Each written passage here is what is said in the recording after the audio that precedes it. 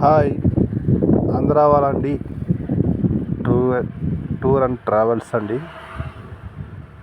First time ధనుష్కోటికి నన్ను కానీ పిలుచుకెళ్ళినారండి.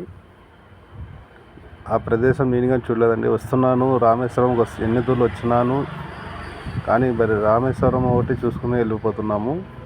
కానీ ఈ ట్రిప్లో ప్యాసింజర్లు అందరూ రాండి అన్నా డ్రైవర్ అన్నా అని నాకు రిక్వెస్ట్ చేసిన దానికోసం నేను కానీ ధనుష్కోటి చూడలేదు, చూసేకపోతున్నానండి. చూడండి, ఇది ధనుష్కోటి పోవడానికి రోడ్ అండి, A1 రోడ్. ఈ రోడ్డు ఎక్కడ గుంతలు కానీ ఏమి కానీ లేదండి. చూడండి, ఎక్కడెక్కడ నుంచో రామేశ్వరానికి దర్శనం చేసుకొని, దర్శనం అయినాక అంతా ఎంజాయ్ చేసేకి ధనుష్కోటికి వెళ్తున్నారండి. ఇంకోటి ఇందులో ఏముందంటే, రాముడు సీత కోసం రావణాసుడితో వెళ్ళడానికి చూడండి, ఇక్కడ హోటల్స్ అన్నీ అవైలబుల్లో ఉంటాయి.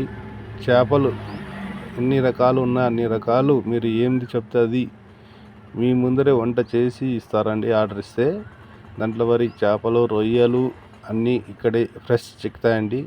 మీరు బాగా ఎంజాయ్ చేసిన తర్వాత మీరు వచ్చి బాగా అన్నం పార్టీ చేసుకొని అన్నం తిని పోవచ్చు అండి.